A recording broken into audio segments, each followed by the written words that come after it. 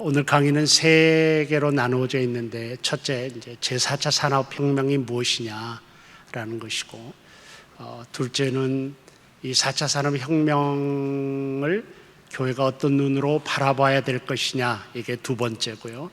세 번째로는 그러면 교회가 이 4차 산업혁명 시대에 어떤 모습을 보여줘야 되느냐, 그러니까 목회를 해야 되고, 여러분들이 이런 세상 속에서 어떻게 여러분의 그 평신도 지도자로서, 소그룹 지도자로서 목자라고 부릅니까? 목자들로서 어떻게 지금 대처를 해야 될 것인가, 이 부분을 이야기함으로 세 개로 나누어서 이렇게 강의를 진행하도록 하겠습니다. 강의 안에 있는 성경 말씀을 한번 제가 읽겠습니다. 먼저 다니엘서 12장 4절 말씀인데요. 다니엘아, 마지막 때까지 이 말을 간수하고 이 글을 봉함하라. 많은 사람이 빨리 왕래하며 지식이 더하리라. 종말에 나타나는 현상을 다니엘 시대의 문화적 배경으로 하나님이 설명해 놓으신 것입니다. 그래서 말세에 가면은 사람이 빨리 왕래하고 지식이 더한다라는 이런 이야기들을 하고 있고, 말세의 지말로 갈수록 이 말은 현실이 되어서 오늘 우리가 사는 이 세계를 보면은 사람들이 빨리 왕래하고 지식이 더하고 있는 그런 어떤 의미에서 우리나라에서 지금 일어나고 있는 4차 산업혁명을 이야기하는 다니엘 시대의 표현이라고 할 수 있어서 제가 이 말씀을 여러분들에게 소개를 합니다. 창세기 1장 31절 말씀을 보면은 하나님이 지으신 그 모든 것을 보시니 보시기에 심히 좋았더라 라고 했습니다. 그래서 우리들이 알고 있는 특별 은총 영역이 있고 일반 은총 영역이 있는데, 특별 은총 영역이나 일반 은총 영역이나 모두가 다 하나님이 지으신 세계라는 것을 우리들이 근본적으로 이해를 하고 인정을 하고, 또 세계상 속에서 하나님의 특별히 일반 은총 영역에 발달하고 있는, 창조되고 있는 수많은 것들 역시 하나님 보시기에 아름답더라, 좋았더라 라는 그러한 시각으로 하나님 보시기에, 우리 또한 이제 강의 내용 속에 나오겠지만 4차 산업혁명 속에 여러 가지 우리에게 조심해야 될 것이 있지만, 그거 자체, 기술 문명 자체를 우리들이 저주할 필요는 없다, 터부시할 필요는 없다라는 말씀을 드리기 위해서 이 창세기 1장 31절 말씀을 제가 인용을 했습니다. 디모데전서 4장 4절 말씀도 비슷한 맥락인 것인데요. 하나님께서 지으신 모든 것이 선함에 감사함으로 받으면 버릴 것이 없다. 결국 하나님의 창조물은, 이 말씀은 직접적으로 음식에 관한 규제인데, 음식 자체는 선하다라는 것을 이야기하면서 감사함으로 받으면 버릴 것이 없다라는 그 말씀이 원래 의미인데, 이 말씀을 좀 확장해서 우리가 적용해 보면은 이 땅에 있는 많은 하나님의 창조 세계에 있는 기술 문명을 포함해서 많은 창조물들이 그 창조물 자체로는 문제가 없다라는 것이죠. 그 창조물을 대하는 우리의 자세에 따라서 창조물이 악한 도구가 될 수도 있고 선한 도구도 될 수 있다라는 그런 의미의 말씀이 디모데전서 4장 4절 말씀입니다. 그래서 이 세 개의 성경 구절 속에 사실은 오늘 제가 여러분들에게 이렇게 전달하고자 하는 내용이 상징적으로 다 포함되어 있습니다. 그 다음에 나와 있는 내용은 제가 인터넷을 이렇게 설치하다가 아주 이 부분을 발견하고 여기다 인용을 해놨습니다. 그러니까 4차 산업혁명 때 우리들의 삶이 어떤지, 우리 그리스도인의 눈이 아니라 세상 사람의 눈으로 묘사해 놓은 건데요. 그걸 제가 한번 읽어보겠습니다. 여러분 같이 한번 보십시다.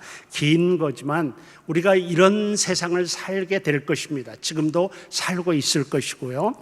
아침이 되자 내가 가장 좋아하는 향기인 모가 향이 방 안에 은은히 퍼지면서 감미로운 기타 곡이 방 안을 가득 메운다. 어제 친구들과 모임이 있어서 과음했는데도 기독교적 가치관이 아닙니다. 그래도 제가 인용을 해놨습니다. 과음했는데도 숙취가 없다. 배드 캡슐이 술을 마신 것을 알고 자동으로 뇌파 조절 장치와 숙취에 좋은 헛개나무를 수증기 형태로 자는 동안 내뿜었기 때문이다. 배드 캡슐을 확인해 보니 건강상의 문제는 없지만 앞으로 이틀 동안은 간이 쉴 수 있도록 과음은 하지 않는 것이 좋겠다고 공고사항으로 나온다. 일어나서 오늘 일정을 보니 결혼식이 오후 6시 강남 공상호텔에서 열릴 예정이다. 스마트 거울 앞에 서서 집에 있는 옷 중에 결혼식에 입고 갈 만한 옷을 추천받는다. 하지만 마음에 드는 옷이 없다. 쇼핑몰에 접속해 이것저것 가상으로 옷을 입어보다가 괜찮은 옷을 발견했다. 오후 2시 23분경에 나의 근무 지점으로 배송 예정이라고 한다. 세상 참 좋아졌다. 이제는 전자레인지, 가스레인지가 필요 없다. 냉장고에 식자재만 넣어두면 조리법에 따라 아침밥을 요리해서 나오기 때문에 혼자 살아도 전혀 문제가 없다. 출근하려고 자율주행차를 불렀다. 집에 나오자 집안에 불필요한 전기와 가스가 차단되고 청소 로봇이 청소해준다. 자율주행차 침대에 누워서 오늘의 업무를 보고받고 내가 좋아하는 음악들을 들으면서 회사에 출근한다. 이렇게 되어 있습니다. 어떻습니까, 여러분? 이런 세상이 우리 앞에 지금 펼쳐지고 있습니다. 하나 마음에 안 드는 것은, 틀린 것은 마지막에 회사에 출근한다. 회사에 나갈 필요도 없습니다. 이제는 그렇습니다. 여러분, 사실을 엄밀하게 이야기하면은 여러분 자녀 세대는 교회에 안 나올 수도 있습니다. 교회라는 공간이 필요 없거든요. 집에서 공간을 치면은 목사님이 나타나는데 뭐하러 교회로 오겠습니까? 지금 그 시대가 우리 눈앞에 펼쳐지고 있고, 이런 이 종합적인 이 안에 있는 내용이 이루어지는 이 과정을 우리는 제4차 산업혁명이라고 이야기하고, 그 혁명의 결과들로 인해서 우리 인간은 굉장히 편안하고 좋은 긍정적인 측면에서 그런 세상을 살게 된다는 것이 오늘 이 서론에서 제가 읽었던 부분인데, 여러분들 대부분이 우리 주부 집사님, 권사님들이신데 여기서 제일 좋은 게 이제 냉장고에 식자재만 넣어놓으면은 알아서 조리법에 따라 아침밥이 딱딱 대령된다는데 그럴 날이 곧 옵니다, 여러분. 그리고 이제 뒤에 가서 조금 더 이야기했지만 로봇 공학이 이제 최대로 발전해서 로봇이 아침에 일어나면 다 대접해주고, 각 가정마다 앞으로는, 지금 전기밥솥이 없는 집이 없잖아요. 근데 앞으로는 가사도우미 로봇이 없는 집이 없게 될 날이 10년 안에 아마 될 것이라고 그렇게 전문가들은 추측하고 있습니다. 감히 상상도 못할 세상을 우리가 지금 이 시대에 살고 있고 꿈꾸고 있다라고 할 수 있습니다. 이 모든 것들이 제4차 산업혁명이라는 이 단어 안에, 혁명이라고 하지 않습니까? 이 혁명이란 단어 안에 감춰져 있는 것이죠.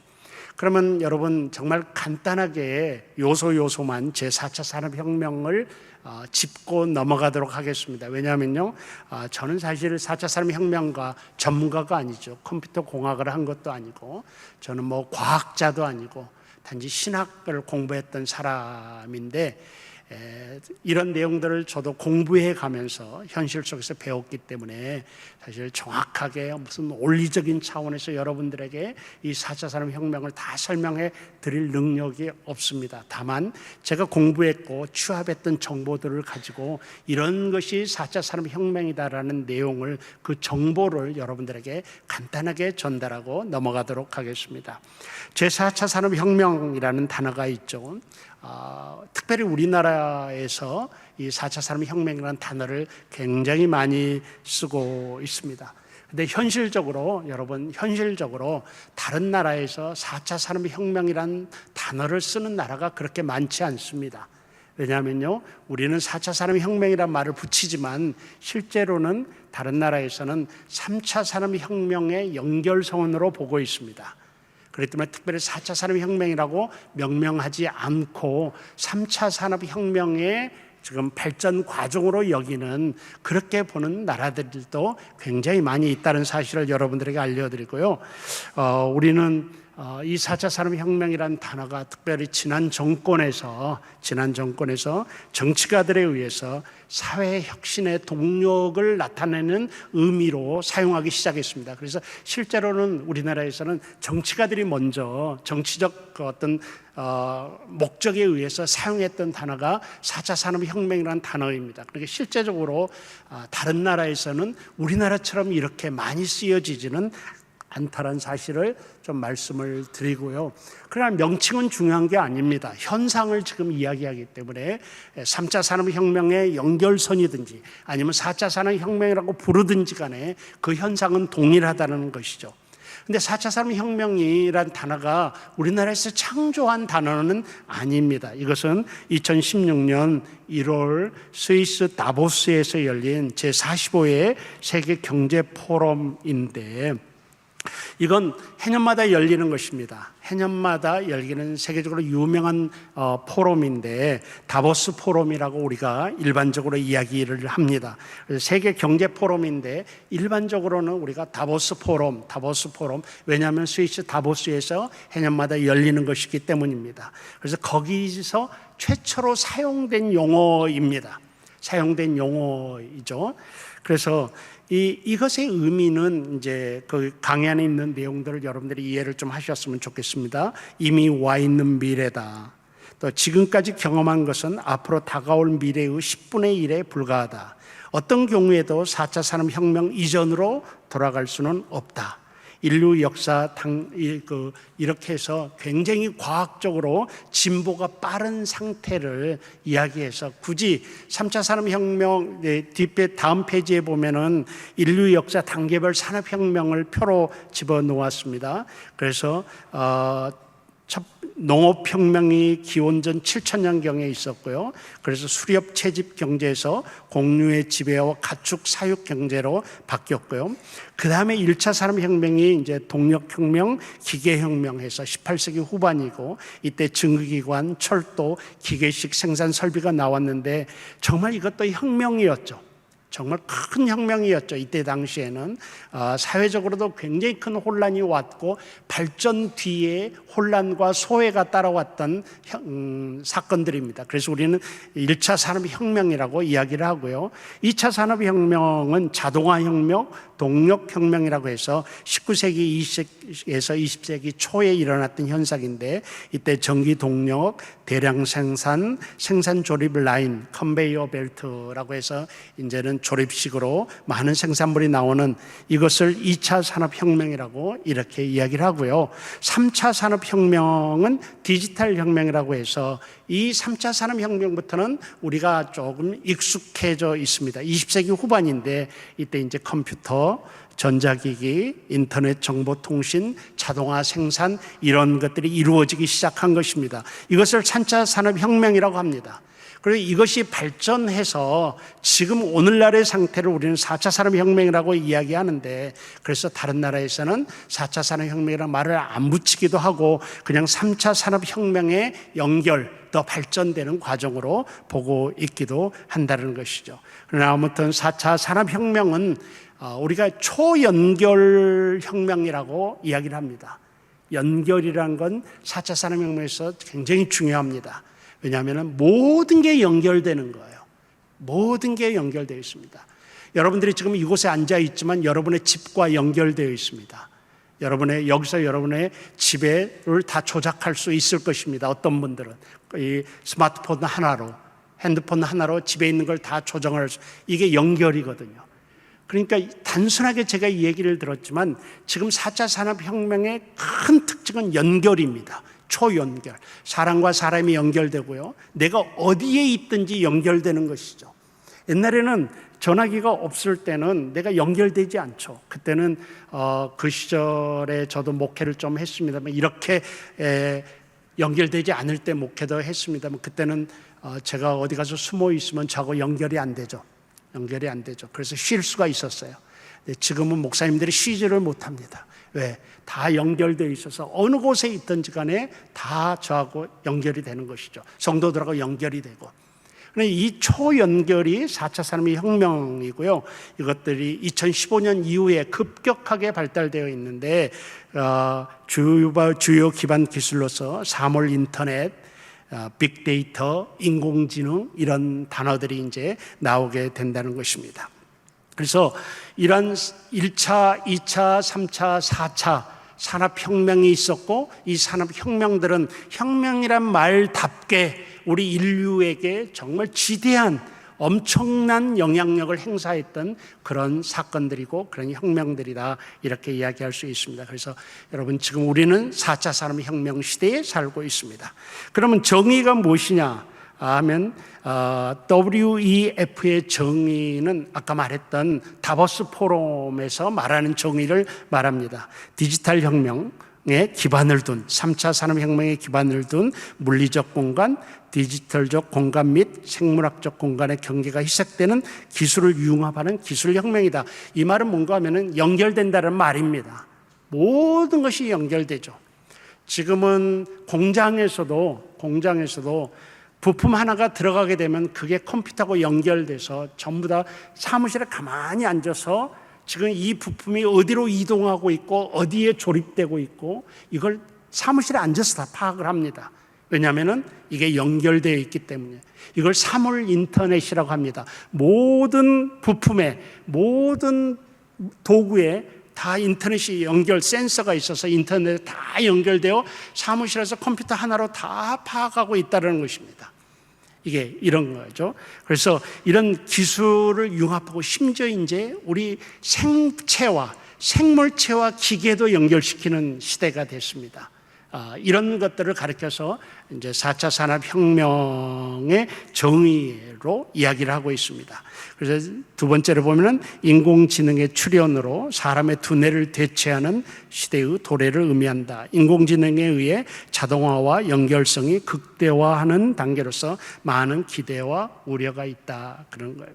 나중에 좀 더 설명을 하겠습니다. AI라는 건데 인공지능이 있어서 우리를 얼마나 편하게 해주는지 그러나 동시에 걱정되는 것도 대단히 많습니다. 여러분 이런 시계 하나만 차고 다녀도 이제는 공부할 필요가 없지 않습니까? 여기다 물어보면 되는데. 그래서 여러분 앞으로 뒤에서 또 이야기가 나오겠지만 자녀들 너무 암기하는데 치중하지 않으셔도 될 시대가 옵니다. 왜냐하면은 조그만 넥타이 핀 하나만 하고 다녀도 그게 AI여가지고 물어보면 거기서 다 이야기를 나오는데요. 요즘에는 외국어 배울 필요도 없지 않습니까? 저는 유학할 때 너무나 영어 때문에 힘이 들었는데 지금은 그럴 이유도 없습니다. 조그만 기계 하나만 있으면은 내가 한국말로 해도 다 돼버리고요. 이런 시대가 지금 되기 때문에 이런 그 AI의 모습이 나타나고 있죠.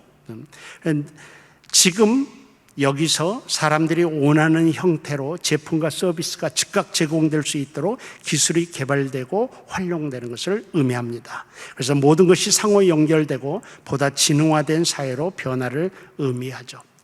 이런 것들을 정의로 생각하시면서 구체적인 설명은 제가 안 드리겠습니다만 의미를 좀 여러분이 생각하시고 특징에 있으면 특징은 첫째는 융합과 연결이고요. 두 번째가 초지능화고요. 세 번째가 예측 가능성이라는 것이죠.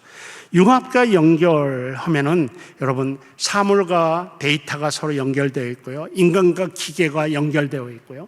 그런데 인간, 사람이죠. 기계죠. 자원, 그 기계에 들어가는 물질이죠. 자원이죠. 이 세 개가 서로 연결되어 있는 거예요. 그러니까 옛날에는 수많은 사람들이 해야 될 일을 기계와 자원, 인간이 연결되어 있음으로 말미암아 사무실 안에서 다 조작이 가능하게 되어버린 그런 세상을 이야기하고 있습니다. 그래서 사물과 데이터와 공간이 서로 연결되고요. 여러분 이곳에 있었어도 지금 다 연결되어 있습니다. 여러분 집과 연결되어 있고 가족들과 연결되어 있고 그래서 이런 시대고요. 그다음에 사물과 인간과 기계와 자원이 직접 소통하고요.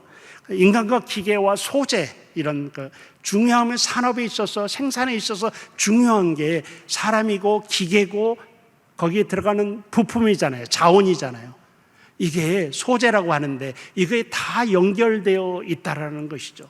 그래서 소재 하나하나에, 부품 하나하나에 다 센서가 담겨가지고 전부 다 서로 감지하고 연결되어 있다라는 그런 시대라고 합니다. 그리고 두 번째가 초지능화인데, 인공지능과 빅데이터가 연계되어 있습니다. 여러분, 빅데이터라는 말은 많이 들으셨을 것입니다.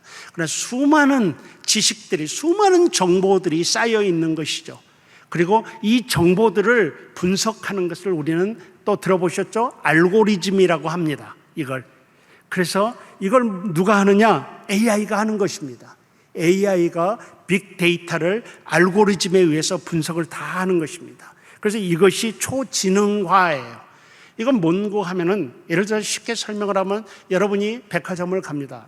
훗날에, 지금 말고 지금도 그러고 있는데, 그러면은 여러분의 핸드폰을 갖고 있거나 아니면 나중에 얼마 후에는 우리 몸에 센서가 다 붙어 있습니다. 그러면 핸드폰만 갖고 있어도 마찬가지입니다. 백화점을 갑니다. 여러분들이 가서 구경을 하고 관심 있게 합니다. 그러면 그게 다 기록으로 남습니다. 아, 이 사람은 이 가게에 들려서 이 옷을 받고 뭘 받고 이게 빅데이터입니다. 여러분에 대한 모든 것이 다 되어 있는 것이죠. 빅데이터. 그러면 AI가 다음에 이제 백화점을 갑니다. 그러면은 입구에서 AI가 딱 이야기합니다. 양현표님 어서 오십시오. 양현표님의 관심사는 이거리라고 믿습니다. 어떻습니까?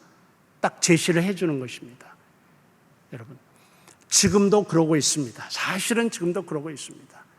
여러분들, 많은 광고물들이, 여러분들의 맞는 광고물들이 옵니다. 셀폰에, 스마트폰에 오는 광고물들이. 이것들이 뭔가 하면은 나름 회사에서, 전부 다 판매회사에서 AI를 통해서 여러분의 빅데이터를 다 수집하고 있는 것입니다. 그래가지고 여러분이 인터넷 서치를 무엇을 하느냐 이런 것들을 다 정보를 수집하고 있고, 아, 이 사람은 여기에 관심이 있구나 해서 맞춤형 광고가 요즘에는 다 여러분의 핸드폰에 오게끔 되어 있습니다.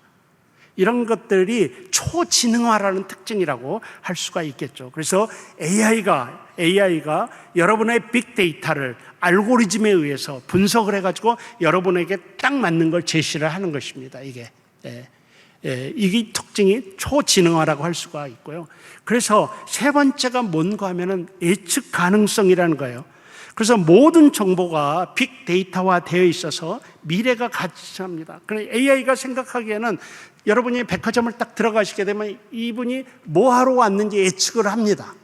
뭐 사려고 하는지 예측을 합니다. 옷을 고른다고 한다면 어떤 스타일의 옷을 좋아하는지 예측을 합니다. 이게 예측 가능한 거예요. 그래서 맞춤형 광고, 맞춤형 옷, 그런 거. 먼 훗날 여러분은 딱 들어가게 되면은 백화점 입구에 아마도 여러분이 딱 서게 되면은 이런 옷은 어떻습니까? 그리고 여러분 몸에다가 실제로 옷을 입혀서 화면에 보여줄 것입니다. 그 옷을 실제적으로 보여줘요. 그럼 여러분이 거기서 선택할 수가 있죠. 선택에 고민할 필요가 없게 됩니다. 보고 고르면 되니까요. 이런 시대가 이제, 그래서 이걸 예측 가능성이라고 이렇게 합니다. 기업들이 개인에게 필요한 제품이나 서비스를 좀 잘 예측해서 여러분들이 거기로부터 벗어나지 못하도록 만드는 그러한 것입니다. 그래서 4차 산업혁명의 특징은 융합과 연결, 초지능화, 예측 가능성이라고 할 수가 있습니다. 그리고 이제 그 다음에 몇 가지 설명들을 하겠습니다. 많은 현상들이 있습니다. 그래서 인공지능, AI라고 그러죠. 컴퓨터가 사고하고 학습하고 자기 개발 등 인간 특유의 어떤 지능적인 모습을 이야기할 수 있습니다. 여러분들 얼마나 재밌습니까? 여러분 인터넷 보면은 말하면은 대답도 해주고요. AI가 다 대답도 해주고, 오늘 날씨가 어떠냐 그러면은 아주 친절하게 대답도 해주고요. 그래서 내 말을 잘 못 알아들었으면 못 알아들었다고까지 이야기를 해주고요. 이렇게 하면서 정말 깜짝깜짝 놀라게 하는 그런 모습들이, 물론 이제 여러 가지 단점들이 있습니다. 여러 가지 위험 요소들이 있습니다. 우리들이 고려를 해야 됩니다. 우리 프라이버시 침해랄지 뒤에 가서 조금 더 이야기를 하겠습니다. 이런 인공지능이 우리 주변에 아주 4차 산업혁명의 한 현상이고요. 로봇공학이 있습니다. 로봇공학. 로봇이 인간의 삶 전체를, 저는 이제 전체를 도와준다라고 말하고 싶은데 사실은 조금 더 가게 되면 지배하게 됩니다. 그런 것들이에요. 로봇이 우리를 지배하게 됩니다. 여러분, 이미 일종의 우리가 휴대폰도 하나의 로봇 기능인데, 휴대폰을 집에 두고 깜빡 두고 나왔을 때 안 불안한 사람 손 들어보세요. 안 불안하신 분들은 있기는 있겠죠. 대부분 다 불안해요. 저도 불안해요. 차를 타고 가다가 아이고 아침에 출근할 때 아이고 깜빡아. 그러면 오늘 하루는 스마트폰 없이 살지 뭐, 이런 생각이 듭니까? 아니면 턴해가지고 스마트폰 가지러 가겠습니까? 여러분 같으면 어떠겠습니까? 사람에 따라서 다르겠지만 하루에 활동량이 많고 해야 될 정보량이 많은 저 같은 경우는 가지러 갑니다. 그거 없으면 안 되니까. 그런데 이 정도로 우리는 종속되어 있어요. 이미 이 4차 산업혁명의 로봇은 우리를 도와주는 건 분명하지만 조금 더 지나게 되면 우리를 다스리게 돼요. 우리가 그에 종속되게 되죠. 우리 삶을 지배하게끔 됩니다. 우리는 편리함이란 이유로 그 종속의 자원에서 들어가게 되는 결과를 가져오죠. 최근에는 신문 기사를 쓰는 로봇이 나왔습니다. 신문 기사를. 그리고 로봇 의사도 나오고요. 의사가 훨씬 더 정확하다며요. 로봇 의사가 나오고요. 놀랍게도 독일에서는 프리칭 로봇이 나왔어요. 뭐겠습니까? 설교하는 로봇이 나온 거예요. 설교하는 로봇이. 그래서 설교를 얼마나 잘하는지 그런 거예요. 사실은 요만한 칩 안에 우리 기독교 2000년 역사의 설교문이 다 들어가 있는 거예요. 2000년 신학 지식이 다 들어가 있는 거예요. 그 안에. 그러니까 목사들도 이제 앞으로는 생각하기에 로보다 이번 주 부활주일인데 우리 교회 형편은 이렇고 우리 교회 특별히 요면이 좀 부족한데 부활주일 설교 하나만 빼라. 1분 만에 쫙 기독교 2000년의 신학 지식과 2000년의 설교를 다 뒤져서 최고의 설교문을 딱 끄집어내는 시대가 이 시대입니다. 이게 이제 로봇과 AI가 합쳐져서 이루어지는 그런 현상이라고 할 수가 있을 것입니다. 그래서 이런 것들은 정말 기업을 엄청나게 바꾸는 것이죠. 비용이랄지 구조랄지 기술이랄지 생산기지 이런 데에서 엄청난 영향을 끼칠 수밖에 없습니다. 그래서 생산성이란, 기업들은 이렇게 갈 수밖에 없습니다. 왜냐하면 기업은 이익을 목표로 하거든요. 이익을 목표로 하기 위해서는 투자를 줄여야 됩니다. 투자를 줄여야 됩니다. 그래야 이윤이 극대화되죠. 이걸 생산성이라고 합니다. 생산성을 높여야 됩니다. 생산성은 투자는 적게 하고 수입은 올리는 게 생산성이거든요. 그러니까 기업들은 이런 쪽으로 갈 수밖에 없습니다. 그래서 이 로봇을 가져오게 되고요. AI를 사용하게 되고요. 그러면은 그 결과가, 부정적인 결과는 사람이 필요 없게 됩니다. 그래서 많은 사람들이 해고가 되고 일자리를 잃게 되는 결과를 가져오죠. 이것이 로봇공학입니다. 그 다음에 사물 인터넷, IoT라고 그러는데요. IoT인데 이게 인터넷 오브 띵스라는 것입니다. 그러니까 사물들의 인터넷, 아까 말했던 모든 사물들의 인터넷과 연결되어 있는 칩을 다 붙여가지고 활동을 다 알 수 있게 하는 그런 것을, 이런 사물 인터넷, 그 다음에 딥러닝은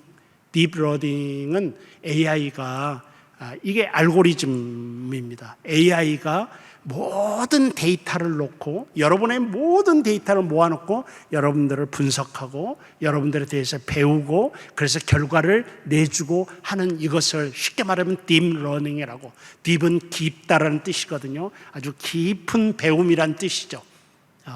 그래서 이걸 하고 있고요. 5번째 빅데이터. 빅데이터는 여러분들이 잘 아시리라 생각합니다. 빅데이터는 여러분 21세기의 원자재 21세기의 원자재 했을 때 빅데이터라고 다들 이야기를 합니다. 지금은 빈부가 돈으로 결정되는 게 아니고 정보에 의해서 결정되거든요. 정보가 많은 사람은 부자입니다. 지금은 정보가 없는 사람은 가난한 사람으로 지금 이렇게 이야기를 하고 있거든요. 그래서 이 빅데이터 안에 이제 21세기의 원자재라고 그리고 새로운 자본이라고까지 경제에서는 이야기하고 있습니다. 그래서 이런 빅데이터 또 O2O, 온라인 투 오프라인인데 이것도 여러분들이 요즘에 많이 보는 것들은 다 4차 산업혁명의 결과들입니다. 뭔가 하면은 우버랄지, 여러분 우버 알죠? 우버는 자기 택시 하나도 없습니다. 그런데 세계에서 제일 큰 택시 회사입니다. 에어비앤비라는 거 아시죠, 여러분? 이들은 자기 호텔 하나도 없습니다. 그런데 세계에서 제일 큰 호텔 사업가입니다. 그렇게 되는 거죠. 배달의 민족, 자기 식당 하나도 없습니다. 그런데 요식업을 지배하고 있습니다. G마켓, 자기 상점 하나도 없습니다. 그런데 모든 물건을 다 관장하고 있습니다. 이게 바로 O2O라고 이야기를 합니다. 온라인 투 오프라인 이런 뜻인데요. 그래서 이런 것들이 이런 모습들이 지금은 있잖아요. 단순히 연결하는 것만으로 비즈니스가 가능한 시대입니다. 사람과 사람을 연결하고요. 기업과 사람을 연결하고요. 기업과 기업을 연결하고요. 이들에게 딱 맞는 유형, 무형의 무언가를 추천해 줍니다. 이런 것들이. 이걸 다른 말로는 플랫폼 기업이라고도 이야기합니다. 그래서 플랫폼은 우리가 버스나 기차를 타기 위한 그 서 있는 것을 플랫폼이라고 하지 않습니까? 그러니까 필요한 것들을 플랫폼 위에 올려놓고 사람들이 선택하게 만드는 것이죠. 서로 연결시켜 주는 것이죠. 이것을 가리켜서 이런 플랫폼 기업 또는 O2O라고 이렇게 이야기를 하는데, 그래서 지금은 우리가 정말 스마트하게 머리를 잘 쓰게 되면요, 1인 기업도 대기업과 동등해질 수 있습니다. 이 4차 산업혁명 속에서는 1인 기업이. 그리고 꼭 자기가 공장을 갖고 있어야 공장장이 되는 게 아닙니다. 공장을 필요한 사람에게 연결해주는 이런 것만 가지고도 이 4차 산업혁명에서는 기업이 이루어지고, 세계에서 제일 큰 호텔이고, 세계에서 제일 큰 백화점이고, 세계에서 제일 큰 그런 택시 회사고, 이렇게 만드는 것입니다. 이게 지금 4차 산업혁명의 한 특징이고요. 그 다음에 쭉 나열을 해놨죠. 무인 운송수단, 무인 항공기, 무인 자동차, 드론, 3D 프린팅.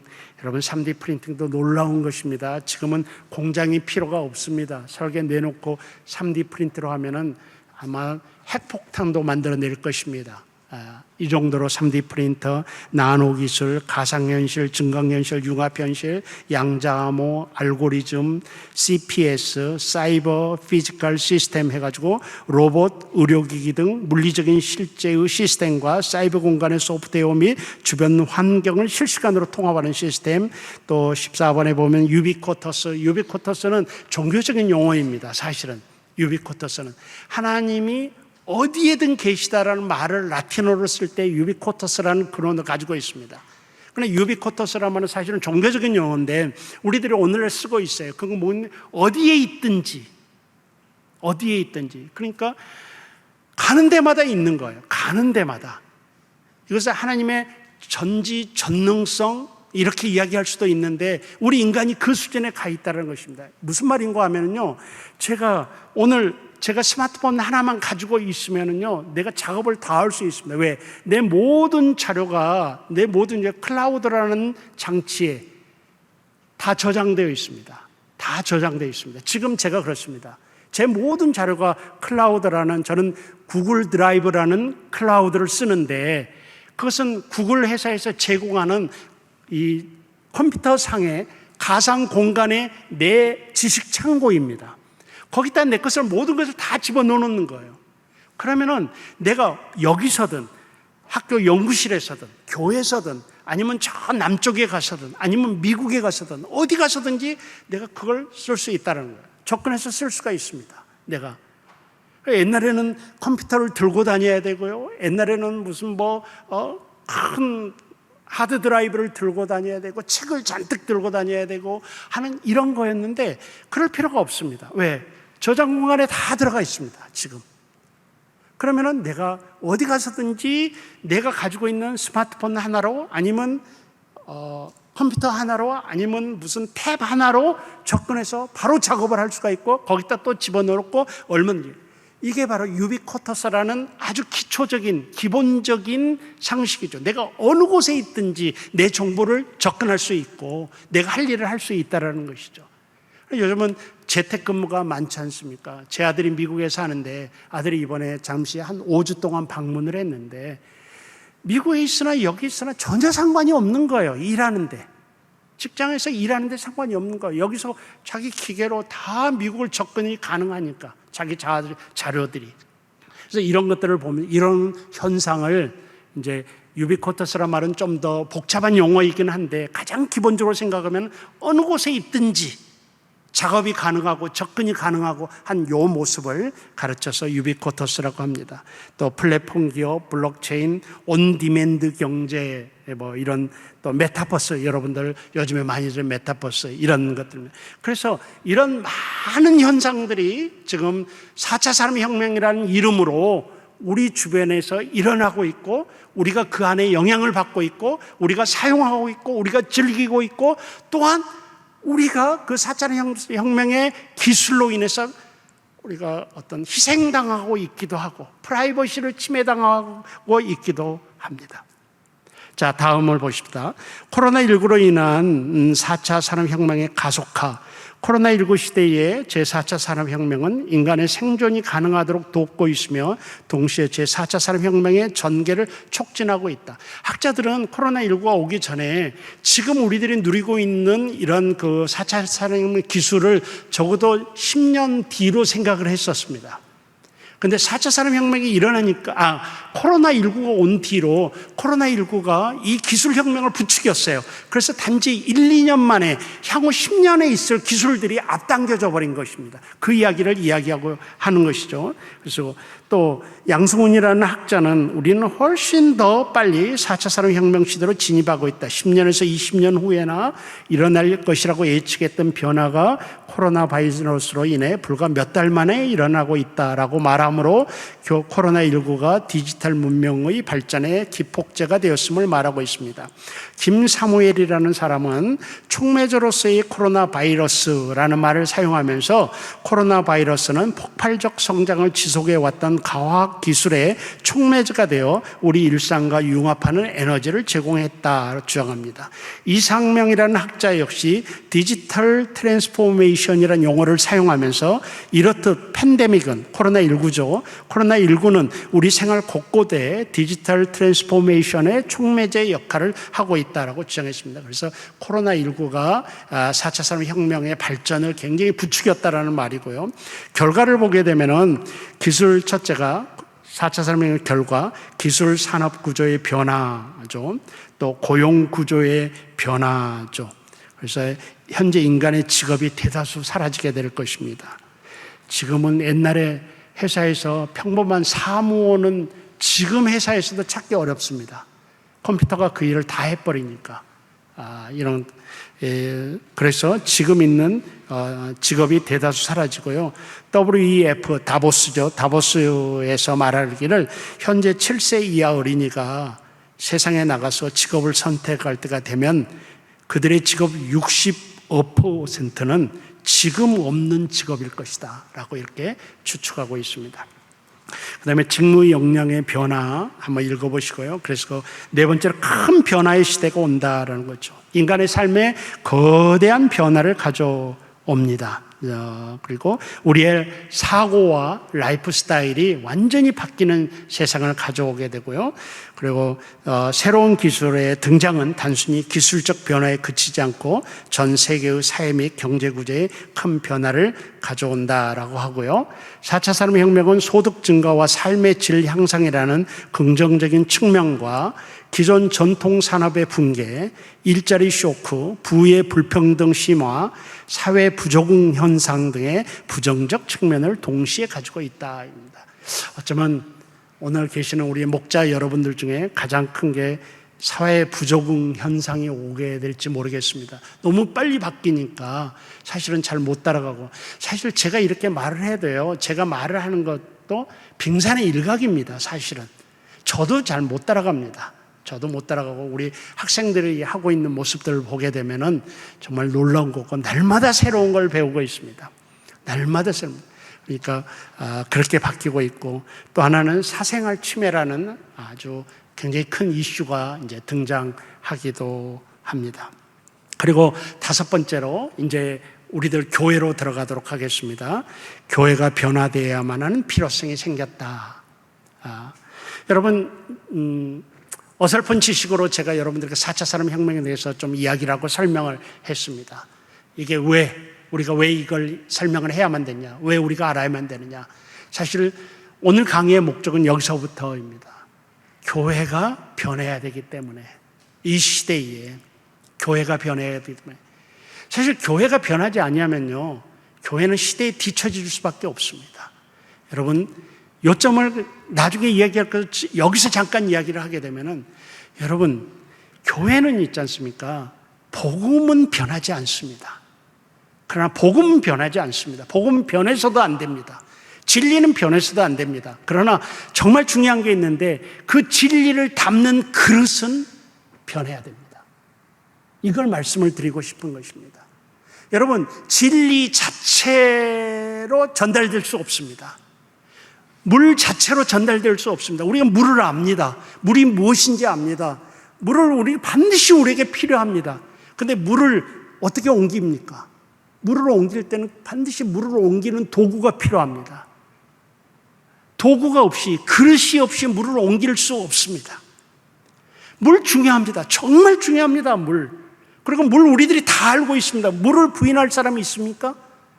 하지만 그 물이 나에게까지 오기 위해서, 누군가에 가기 위해서는 그릇이 필요합니다. 복음이 똑같습니다.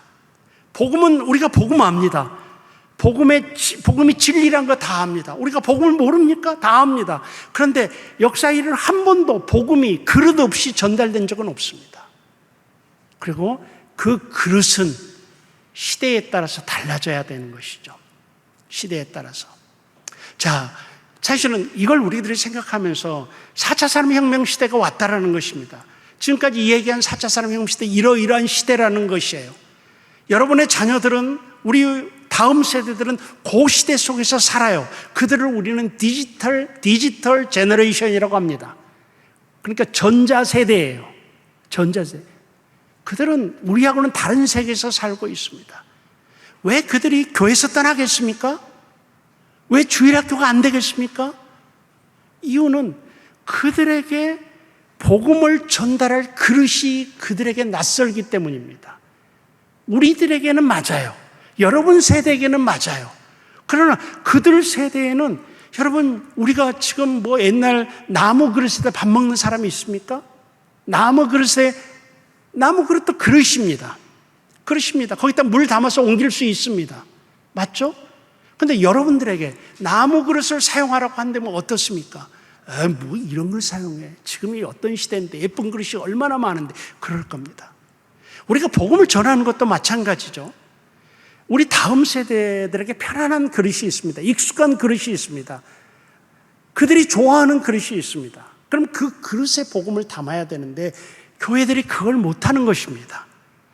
내가 먹었던 그릇으로만 먹으라는 것입니다. 그러니까 젊은이들은 안 먹는 거예요. 다음 세대들은 안 먹죠. 그렇게 됩니다.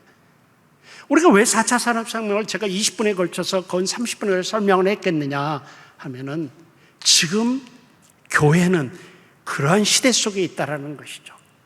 그러면 변하지 않는 복음을 지금 이 시대 속에 전하기 위해서는 이 시대를 알아야 된다는 거예요. 그리고 이 시대의 문물을 사용할 수 있는 지혜도 필요하다라는 것이죠. 자, 그래서 두 번째가 이제 생각할 게, 교회가 변화되어야만 하는 필요성이 생겼다.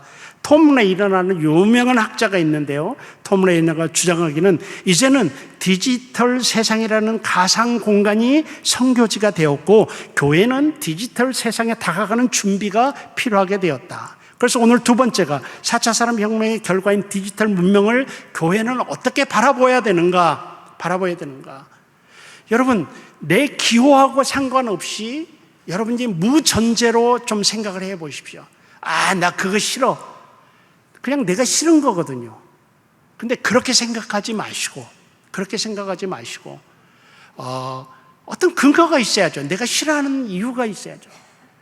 대부분 생각하면 나하고 잘 안 맞기 때문이고 내가 좋아하지 않기 때문에 내 기호에 다르기 때문이고 나에게 익숙하지 않기 때문이거든요. 그래서 이제 4차 산업혁명도 우리가 어떻게 바라봐야 될 것이냐, 사람마다 다 다를 겁니다. 그러나 우리가 교회라는 입장에서 한번 바라보았을 때 디지털이 교회의 본질을 훼손하는 죄악된 문명인가 아니면 교회의 본질과는 상관없는 교회가 이 시대에 사용할 수 있는 도구인가? 여러분 어떻게 생각하십니까? 코로나19 시대와 포스트 코로나 시대에 교회는 4차 산업혁명의 결과물인 이 디지털 문명을 교회가 존재하기 위한 도구로 사용할 수 있는가? 사용할 수 있다면 어디까지 사용할 수 있는가? 그래서 이런 것들을 보면서 제가 교회의 역사를 좀 소개하고자 합니다. 두 번째가 특정함을 수용해 온 교회의 역사라는 제목입니다. 정말 여러분 잘 생각하시고 한번 들어보시기 바랍니다. 교회는 진공 상태에 존재하지 않습니다. 교회는 세상 가운데 있습니다. 세상 가운데. 교회는 무인도나 깊은 산 속에 존재하지 않습니다. 교회는 길거리에 존재하고 시장에 존재하고 노동 현장에 존재하고 그 다음에 각종 전염병이 창고라는 지역에 존재합니다. 교회는 항상 특정 시대의 특정 환경과 특정 장소에 존재했습니다. 불교에서 말은 절은 산 속에 존재합니다. 요즘에는 다 도시로 나오기도 하고 그랬습니다만 그들은 산 속에 있습니다. 그러나 교회는 처음부터 시장 한가운데 있었습니다. 우리 기독교 역사를 보게 되고 그래서 사람들 가운데 있었죠. 사람의 생존 현장에 교회는 항상 존재했습니다. 어떤 의미에서 여러분의 교회도 있지 않습니까? 이곳을 성역화해가지고 담쌓아놓고 세상과 우리는 구별된다라고만 생각한다고 하면 교회의 기능 절반만 하고 있는 것입니다. 교회는 세상 속에 있는 것입니다. 세상 속에.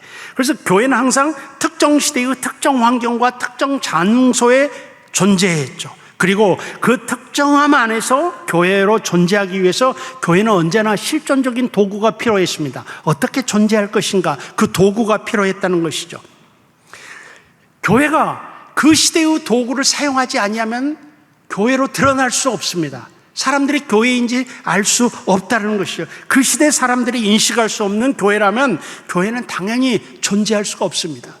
그래 여러분 이 교회를 세상 사람들이 인식해야죠. 교회로구나. 어떻게 인식합니까? 간판 때문에 인식합니까? 오래가지 못합니다. 그렇죠. 이 건물 때문에 세상 저 교회 건물이니까 교회로구나.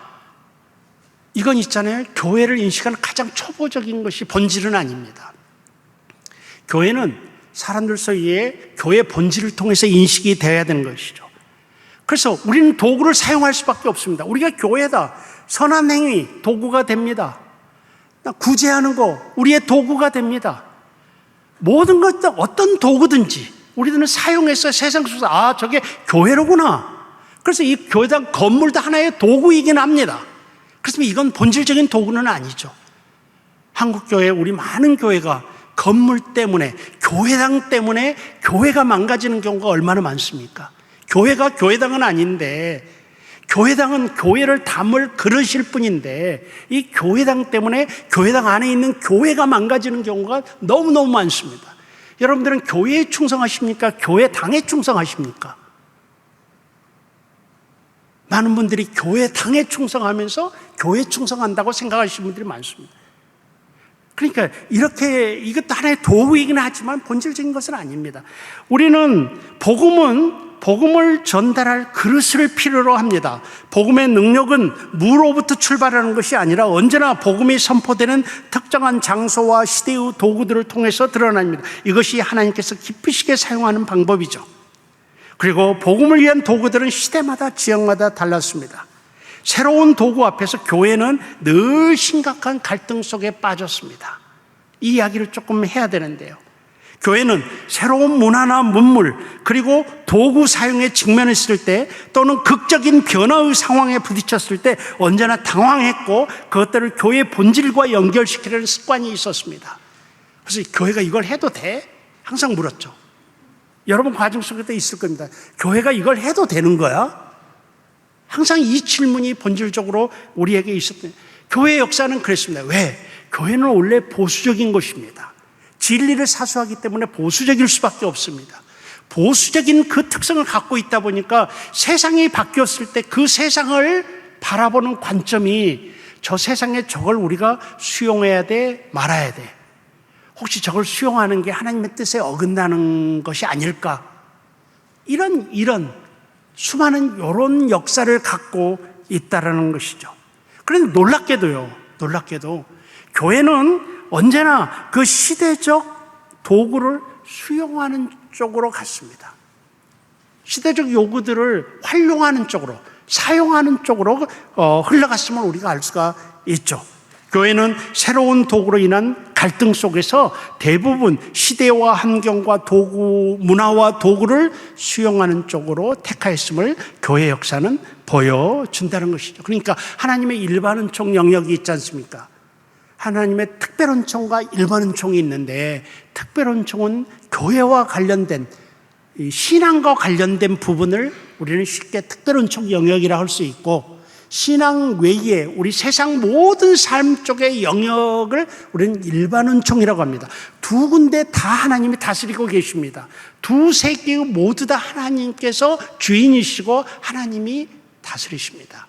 그런데 우리들은 흔히 생각해요. 특별 은총 쪽은 거룩하고 우리들이 정말 귀한 것이고 우리들이 실제로 몸담고 있는 일반 은총 영역은 뭔가 죄스럽고 죄악스럽고 이런 생각하는 경향이 있거든요.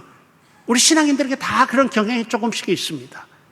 그런데 사실은 그건 잘못된 이원론이죠. 양쪽 다 거룩하죠. 그래서 세상에 있는 일반 은총 영역의 변화를 우리들이 잘 알아야지 특별 은총 영역의 복음을 선포할 수 있다는 것이죠. 그래서 그 지역들을 우리가 생각하는 건데 그런 것인데 대부분 일반 은총의 변화를 교회가 활용했다는 사실을 우리들이 알 수 있습니다.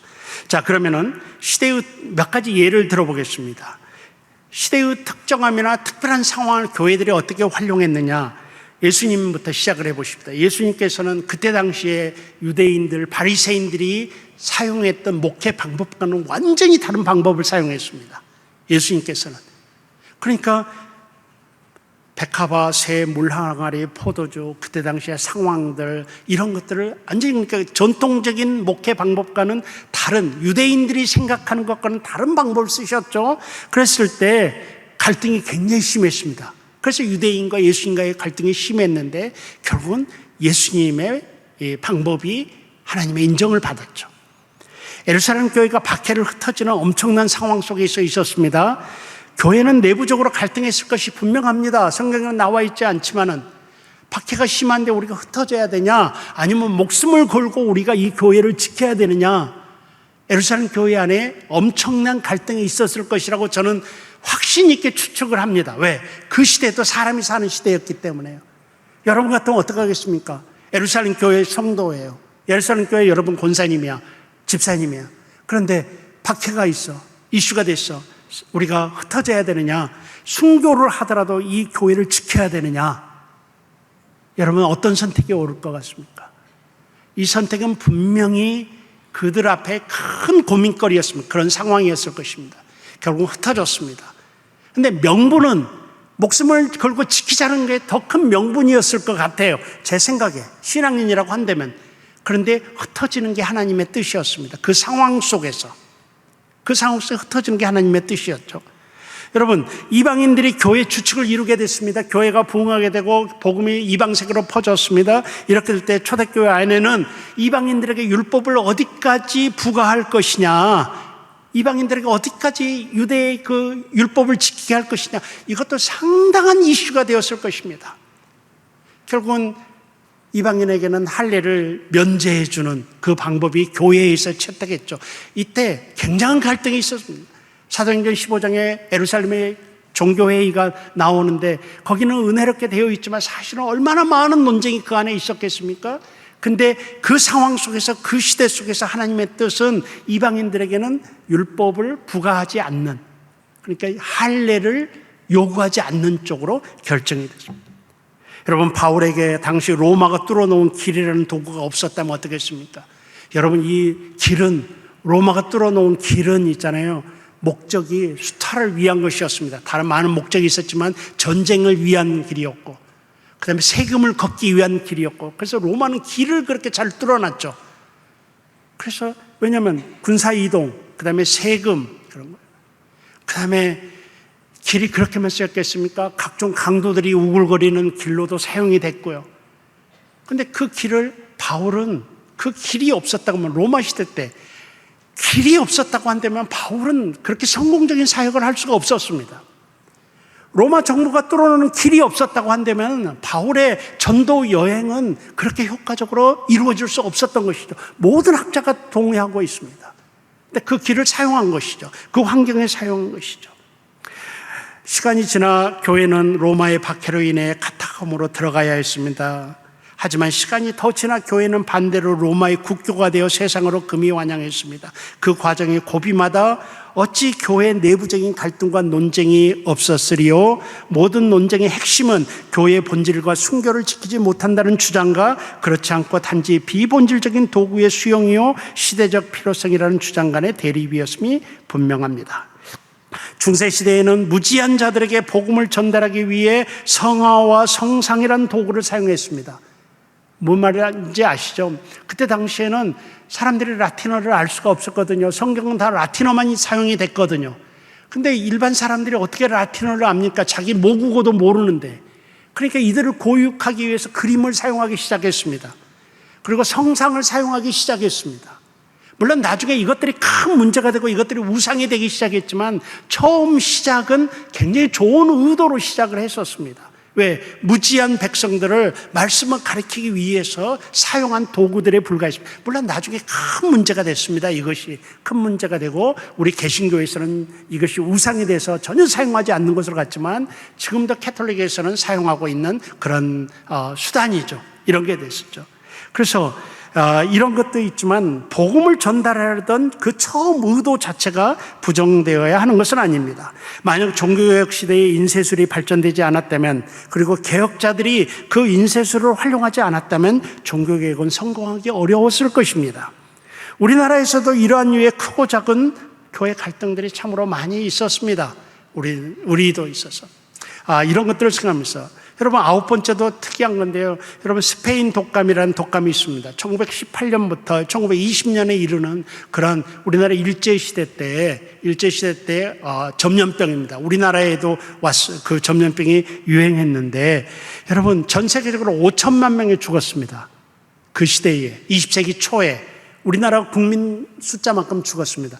그때 당시에 우리나라 인구가 740만이었는데 14만 명이 죽었습니다. 그때 이 스페인 독감으로 인해서. 지금 코로나19하고는 말도 안 되는 전염병이었죠. 근데 여러분, 스페인 독감이 발발하기 전까지 성찬식에서 개별적인 성찬잔이 사용되지 않았다는 사실을 아는 사람은 그리 많지 않습니다. 여러분, 우리들은 당연히 성찬할 때 내 개인 잔을 쓰잖아요. 여기에 대해서 의문사항은 없잖아요. 근데 불과 80년 전만 해도, 만약 100년 전만 해도 성찬의 개인 잔은 절대로 사용될 수 없었습니다. 왜? 공동체를 의미하기 때문에 큰 잔에다 포도주를 부어서 다 돌아가면서 마신 그런 교회 전통이 그랬습니다. 100년 전만 해도. 개별 잔을 사용한다는 것은 생각도 못하는 불순한 일이었죠. 불경건한 일이었죠. 근데 스페인 독감이 딱 터진 다음부터 위생상 개인잔을 쓰기 시작했습니다. 그러니까 우리가 성찬식에 개인잔을 쓰게 된 건 불과 한 80여 년 정도밖에 안 되지 않습니다, 지금. 근데 우리는 그것이 마치 모든 전통적으로 우리 교회가 그것들을 사용하고 있었던 것처럼 생각을 하는 것이죠. 여러분, 혹시 제 또래 60대 초반 계십니까? 많이 계시겠죠? 여러분, 지금 우리 교회는 안에 기타가 없군요. 기타 사용 안 합니까? 기타 사용 안 해요? 모르겠습니다. 제가 어렸을 때 기타는 사탄의 악기였습니다. 교회에서. 동의 안 하시는 것 같네. 사탄의 악기였습니다. 저 어렸을 때 합동측 교회에서 아버지가 합동측 목사고 그렇게 했는데 이 기타가 지금 교회 안에서 없어서는 안 될 악기가 되어 있습니다. 없어서는 안 될 악기가 되어 있죠. 여러분 많은 이 젊은 교육자들께서 어린 그 학생들의 이것이 핸드폰 가져와서 전자 성경 읽으면 눈살을 찌푸리는 것 같아요. 전자 성경을 읽으면. 여러분, 이제 저는 이렇게 말하고 싶습니다. Why not? 성경이 꼭 종이 성경이어야만 되느냐 이거야. 이것도 변해서 우리가 종이 성경이죠. 만약에 성경을 오리지널로만 사용한다 하면 우리는 지금도 파피루스나 양가죽에 쓴 성경을 들고 다녀야 될 거예요. 그래야죠. 그런데 바뀌어가는 거거든요. 요즘 젊은이들에게는 전자성경이 너무 편안한 거예요. 그리고 그들에게 있어서는 성경일 뿐입니다. 그거 역시 성경일 뿐입니다. 그런데 이제 여러분이나 저나 우리 세대에서 보면은 경건치 못한 모습으로 보이는 것이죠. 왜 그렇습니까? 근거. 그것이 경건치 못하고 교회 들으러 갈 때 예배 드리러 가는 자세가 아니라는 근거. 딱 하나 있어요. 나하고 익숙하지 않기 때문에. 그것이 절대적인 기준은 아닌 거예요. 아닌 거예요. 우리 교회도 지금 여러분들의 교회도 굉장히 보수적인 교회라 사실 제가 이런 말들 하는 데는 굉장히 조심스러워요. 조심스러운 건 사실입니다. 그러나 여러분 자녀들 세대 되면은 종이성경 없어질 거예요. 그러면 그들이 다 지옥 갑니까? 그렇지 않은 거예요. 그 시대와 상황 속에 있는 오히려 여러분 지금 해야 될 일은 무엇인가 하면 자녀들이 전자성경을 오히려 잘 사용할 수 있도록 좋은 프로그램들이 많거든요. 성경을 주축으로 한, 전자성경 주축으로 한 좋은 프로그램 앱들이 많기 때문에 그것들을 권장하면서 그걸 사용해서 하나님의 말씀을 알도록 해야지 굳이 여러분의 익숙한 종이성경 들이내밀면서 이거 읽고 이거 가지고 네가 그래야 신앙생활 잘하는 거 이건 근거가 없습니다. 사실은 나에게 익숙할 뿐이지. 그래서 여러분 이런 것들을 생각해 보십시오. 자, 결론, 이 부분의 결론입니다. 여러분들, 우리 주변에 일어나는 수많은 기술적 혁명, 수많은 현상들, 이런 것들을 부정적으로 보지 말라는 얘기입니다. 부정적으로 보지 말고 이 4차 산업혁명은 그 전으로 되돌아갈 수가 없습니다. 많은 사람들은 변화에 저항합니다. 변화에 저항해요. 나이가 들수록 변화에 저항합니다. 그런데 사람은 특이합니다. 그 변화에 적응하면 그 뒤로 가지 않습니다. 그 변화대로 살고 있습니다. 우리들은 4차 산업혁명에 알게 모르게 다 지금 적응해 가고 있습니다. 우리는 그 뒤로 갈 수 없습니다. 우리가 생각하기에 그걸 사용하는, 활용하는 방안들을 생각해야 된다는 것이죠. 이걸 가지고 어떻게 교회를 드러낼 수 있을 것인가? 이걸 통해서 어떻게 하나님의 영광을 드러내고 이런 것을 도구로 해서 어떻게 변하지 않는 복음을 전달하는 툴로 사용할 것인가? 이걸 우리들이 생각해야 한다는 것이죠. 자, 세 번째 파트로 넘어가겠습니다.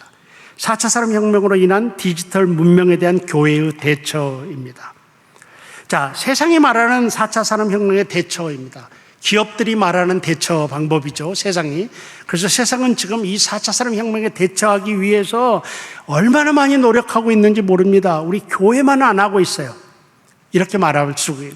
범정부 차원에서 전략적으로 대처해야 된다. 신성장 동력 발굴을 통한 과학기술 경쟁력을 강화해야 된다. 직무 역량 제고를 위한 기술 습득 및 역량 개발에 대한 투자가 필요하다. 가치 판단을 잘해야 할 필요성이 있다. 기계와 기술이 감당하지 못할 영역으로 승부를 준비해야 된다. 그래서 혁신이 필요하다. 창의력이 필요하다. 창의력이 필요하다. 그런데 컴퓨터를 이길 수 있는 방법은 뭐겠습니까? 암기력입니까? 암기력으로 컴퓨터를 이길 수 있겠습니까? 아무도 없습니다. 우리 인간의 암기력으로 컴퓨터를 이길 수 없습니다. 컴퓨터를 이기는 방법은 창의력입니다. 암기력이 더 이상 경쟁력이 아닙니다. 옛날에 그 바둑 대회에 있었죠. 바둑 대회에 있었는데 누구였죠?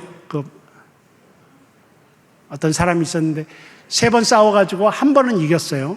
그리고 2번 졌어요, 컴퓨터하고. 한 번 이긴 게 뭔지 아십니까? 엉뚱한 수예요. 그러니까 기계가 예상하지 못하는 엉뚱한 수. 엉뚱함은 뭐예요? 인간의 창의력이에요. 기계는 그런 창의력이 없어요. 엉뚱함이 없단 말이에요. 회로대로 움직여요. 사람은 엉뚱할 수 있어요. 그리고 그 엉뚱한 수를 한 수 났어요. 기계가 당황했어요. 이런 건 없는데, 이런 건 자기 회로에 없는데, 그래서 그 한 판을 이긴 거예요. 진짜예요, 여러분. 그러니까 말하기를 결국 암기력으로 승부하는 게 아니라 회사에서도 인재를 찾는데 공부 잘하고 암기 잘하고 지식 많은 사람을 찾는 게 아니라 창의력 있는 사람을 찾는 것이죠. 그리고 직원들이 창의력을 발휘할 수 있는 회사 환경을 만들려고 애쓰는 거예요, 지금. 창의력을 돋아내기 위해서. 그래서 재택근무도 그 중에 하나라고 하잖아요, 지금. 그런데 이런 세상이 오고 있습니다. 그리고 지금은 복합 문제 해결 능력 및 인지 능력, 유연성, 창의성 이런 데 요구가 높아진다고 합니다. 자, 세상이 그렇게 준비하고 있습니다. 교회 역시 4차 산업혁명으로 인한 디지털 문명을 잘 그리고 적극적으로 활용해야 된다. 이 시대 교회는 이 시대의 필수 요소로 할 수 있는 디지털을 잘 활용할 수 있어야 한다. 안종매라는 학자는 미디어를 지혜롭게 잘 활용하되 하나님의 뜻에 합당하게 그리고 순결한 메시지를 담아 퍼져나가도록 노력해야 할 것을 강조했다. 오늘날 교회는 디지털, 온라인 그리고 미디어 등을 통해서 복음을 전파하고 교회의 기능을 감당할 수 있도록 더욱 적극적으로 대처할 필요가 있다. 디지털 문명 역시 하나님의 섭리에 의한 것으로서 하나님 나라와 의를 확산하는 도구로 여기는 것이 바람직하다. 디지털에 대한 교회의 관점 전환이 필요하다. 적응력이 강한 한국 교회이다. 코로나19 사태로 인해 교회는 전혀 예상하지 못했던 상황에 부딪혔다. 코로나19 사태로 인해 교회는 교회 안팎의 심각한 이슈들과 직면하고 있다. 교회가 직면한 그 모든 위기와 이슈들의 원인을 한마디로 정리하면 그것은 바로 코로나19로 인해 비대면 시대가 도래했기 때문이다. 비대면 시대에 직면한 교회들은 부랴부랴 비대면 시대에 적응하기 위한 수단을 동원하기 시작했다. 소위 말해 바로 4차 산업혁명의 결과물들인 디지털 문명을 활용하는 것이었다. 그 결과 한국교회는 디지털 문명을 이용한 비대면 온라인 목회 시대를 열었다. 교회의 생존 능력은 대단히 뛰어나서 코로나19가 발발한 지 불과 1년밖에 지나지 않은 지금, 이제 2년이 지났죠. 지나지 않은 때부터 비대면 온라인 목회는 교회의 한 형태로 자리 잡았다. 온라인 예배, 온라인 기도회, 온라인 신방, 온라인 교육, 온라인 회의 등 각종 목회 활동이 비대면화된 것입니다. 뒤에 가서 결론에서 제가 말하겠지만 그렇다고 이 비대면을 정당화할 수는 없습니다. 왜냐하면 교회는 대면 공동체이기 때문입니다. 이제 이 비대면에 사용했던 툴들을 우리들이 계속해서 사용할 수 있지만 교회의 궁극적인 목적은 뭐냐? 대면 공동체입니다. 그리로 돌아가야죠. 지금 그런 과정 속에 있다고 보였습니다. 그래서 교회가 어떤 대처를 해야 되느냐, 이 제4차 산업혁명 시대 교회가 어떤 대처를 해야 되느냐 할 것 같으면 첫째는 경건과 도덕성과 투명성으로 승부해야 된다. 우리들이 이 4차 산업혁명의 문물들을 우리들이 활용하되 교회는 교회입니다. 교회는 기업이 아닙니다. 기업은 이익을 위해서 이것들을 단순히나 사용할 수 있습니다. 그러나 교회는 기업이 아닙니다. 기업은 이윤을 남기기 위한 집단을 기업이라고 합니다. 교회는 뭡니까? 이윤이 목적이 아닙니다. 교회는 세상 구원입니다. 인간 구원이 우리의 목적입니다. 그렇기 때문에 인간 구원을 위해서 활용을 하되 교회는 교회다운 모습을 유지하는 게 필요하다는 것이죠. 그것이 뭔가 하면은 경건하고 도덕성이 있고 투명성으로 승부를 해야 된다는 것입니다. 기계사회는 경건이 없습니다. 기계사회는 투명성이 없습니다. 기계사회는 도덕성이 없습니다. 프로그램대로 움직입니다. 그러나 우리는 인간입니다. 교회는 사람이 교회이기 때문에 교회에서는 이 4차 산업혁명 시대가 도래한다 한들 그것이 교회를 대신할 수 없고 목회자를 대신할 수 없고 영혼을 소유할 수 없으며 영혼을 터치할 수 없습니다. 여러분, 기계 앞에 가서 상담을 한다고 해보십시다. 고개는 끄덕거려질 수 있습니다. 상담을 하면. 그러나 그 기계가 나를 터치합니까? 목사님이 간절히 기도해주는 그 영성이 기계로부터 나오겠습니까? 교회는 그런 경건과 영성과 그 감동과 이런 것들을 기초로 하는 사람이 교회이기 때문에 우리가 AI를 사용하고 우리가 4차 산업혁명을 사용한다 할지라도 교회는 어느 선에서 우리가 과연 이것이 우리의 경건을 드러내는 것인가? 과연 우리의 도덕성이 반영된 것인가? 우리의 투명성이 반영된 것인가를 더 깊게 생각해야 된다는 것이죠. 세상 기준으로 4차 산업혁명을 접근하면 안 된다는 얘기입니다. 4차 산업혁명으로 세상으로 인해 윤리와 도덕이 변화되고 인간의 정체성은 흔들리고 인간의 외로움은 더 깊어질 것입니다. 여러분, 요즘은 왜 이렇게 점쟁이들이 돈을 많이 벌립니까? 왜 이렇게 사이비 종교들이 난립합니까? 이 과학 시대에. 왜? 우리 인간이 점점 더 애로워지기 때문이에요. 사실 사이비가 난무하고 점쟁이들이 판을 치고 하는 것은 교회가 교회다운 모습을 보이지 못했기 때문이에요. 교회가 사람들의 영성을 터치하지 못하고 교회가 경건한 모습을 보이지 못했기 때문에 외로운 사람들은 교회를 찾기 대신에 점집을 찾아가게 되고 사이비 종교를 찾아가게 되고 그렇게 됩니다. 사실 이 모든 사회현상이 우리 교회의 책임이 너무나도 크다라는 것이죠. 인간은 점점 더 외로워집니다. 기계문명이 4차 산업혁명이 일어나면 일어날수록 우리들은 더 고독해지고요. 사람들은 더 컴퓨터 앞에만 앉아져 있고요. 사람들은 집안에서 홀로 모든 것을 다 해결합니다. 이 시대가 오는데 인간은 결코 그럴 수 없습니다. 여러분들, 내가 외롭다라고 생각하는 것은, 나는 사람이 싫다라고 생각하는 것은 내 주변에 사람이 있기 때문입니다. 그 사람을 무인도에 가서 열흘만 놔둬보십시오. 사람이 길을 잃을 겁니다. 내가 사람을 갖고 있기 때문에 사람이 싫다는 말이 나오는 거예요. 우리 인간은 혼자 살 수 없는 존재거든요. 교회가 이 4차 산업혁명 시대에 기계로 인해서 사람들은 다 홀로 되고 있습니다. 외롭죠. 기회입니다. 오히려 기회입니다. 교회가 교회다운 모습을 보일 수 있는 기회라고 생각이 됩니다. 고개를 옆으로 돌려서 주변을 살펴보고 여러분의 경건을 보여주셔야 됩니다. 그래서 네 번째, 진정한 공동체로 존재해야 됩니다. 이 4차 산업혁명 시대 때 교회는 더더욱 공동체로 있습니다. 여러분, 많은 사람들이 디지털 공동체도 이야기를 합니다. 가상의 컴퓨터로 공동체를 이루고 했는데 그게 우리의 종교적 힘성까지 터치는 못합니다. 결국은 교회가 공동체가 돼야 됩니다. 4차 산업혁명 시대에 사람들은 더욱더 외로울 것이고 그럴 때 우리들은 점점 공동체가 돼서 아무리 4차 산업혁명이 시대가 도래야 한들 그것이 관계를 흉내내지는 못합니다. 교회가 이 4차 산업시대 때 보여줘야 할 모습이 진정한 공동체의 모습입니다. 한 사람, 한 영혼에 관심을 집중하는 진정한 교회 공동체의 모습이죠. 여러분, 교회 공동체가 뭔지 아십니까? 정말 쉽게 이야기하겠습니다. 우리들은 공동체 이야기하는데 공동체가 무엇인가 하면은 여기 있는 이 형제가 실직을 했어. 그럼 그 형제의 실직이 나의 실직이고 내 아들의 실직이고 내 남편의 실직으로 받아들여지는 그게 공동체입니다. 성경이 말하는 공동체입니다. 여러분 무슨 말인지 알겠습니까? 여기 있는 이 자매가 출산을 했습니다. 그럼 강 건너 불구경하는 저 집사님 딸 출산했구나 하고 지나가는 게 아니라 내 아내가 출산한 거고 내 딸이 출산한 거고 내 며느리가 출산한 거예요. 그렇게 받아들여지는 공동체가 성경이 말하는 공동체입니다. 여러분의 목장이 그렇게 돼야 됩니다. 교회가 크다 보면 그 역할이 잘 안 되거든요.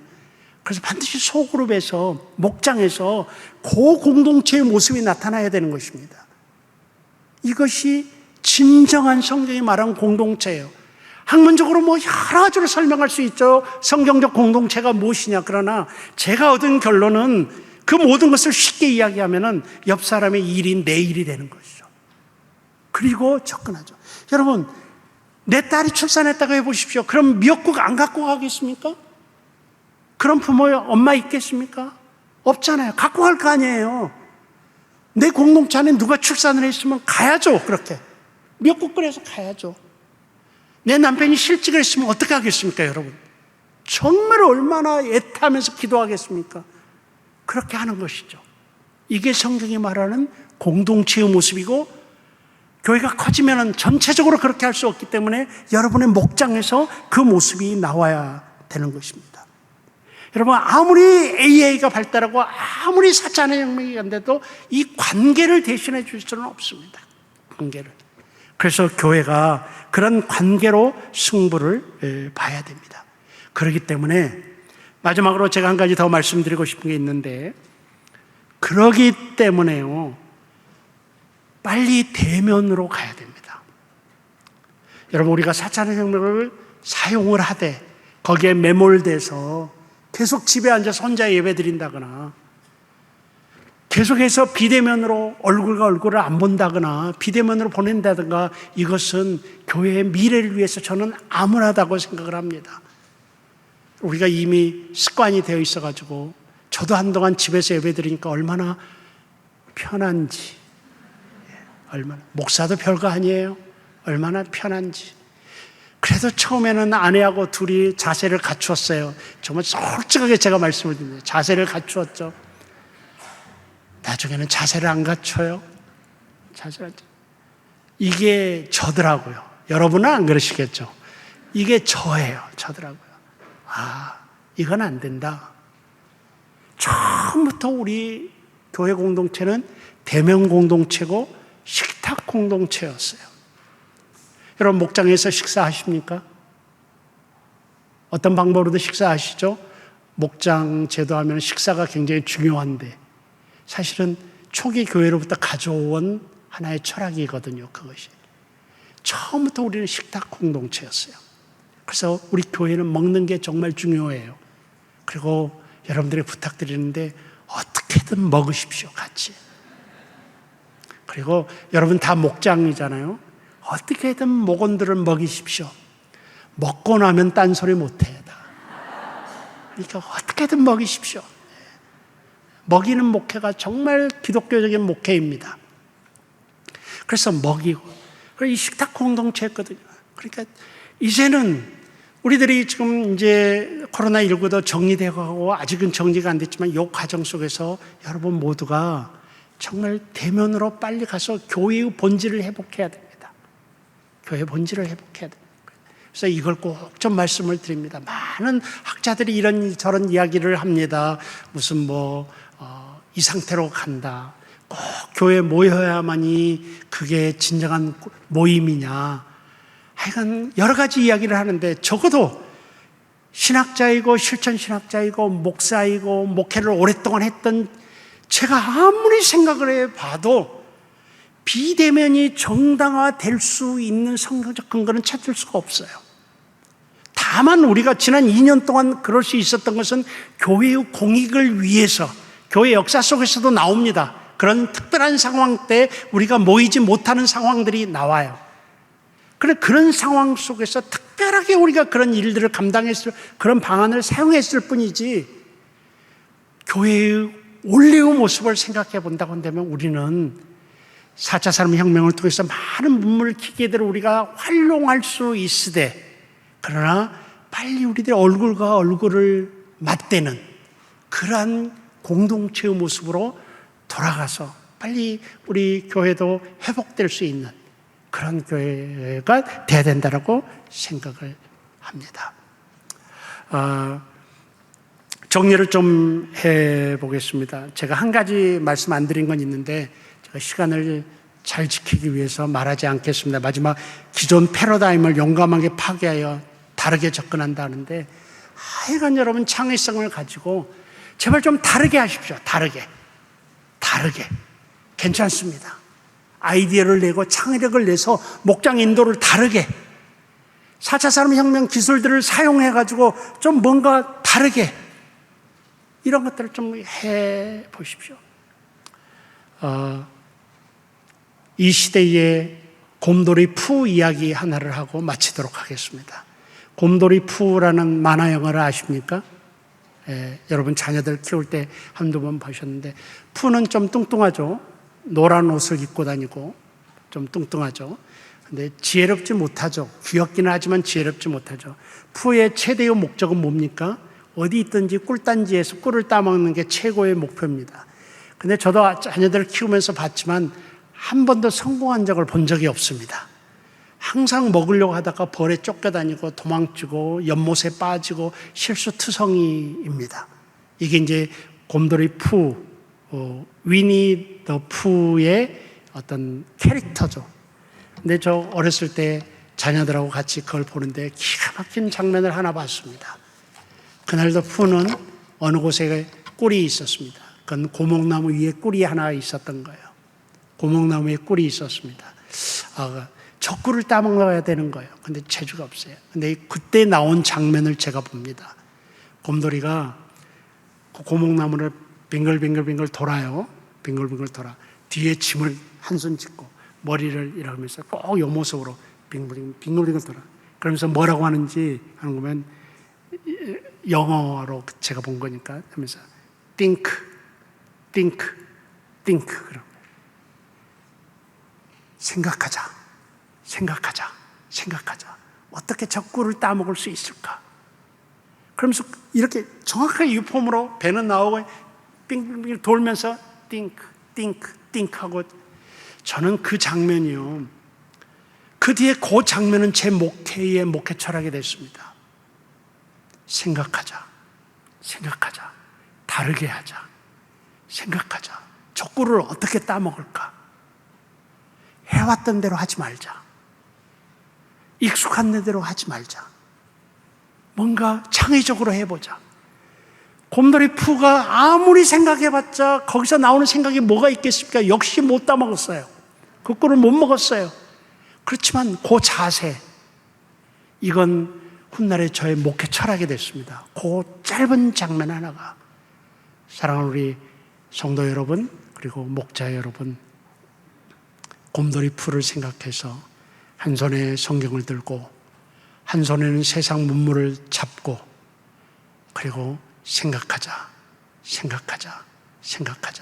이렇게 하면서 이 시대를 정복하고 이 시대를 수용하고 정복하고 활용하고 여러분의 목장이 번성하고 부흥할 수 있기를 주의 이름으로 축원합니다.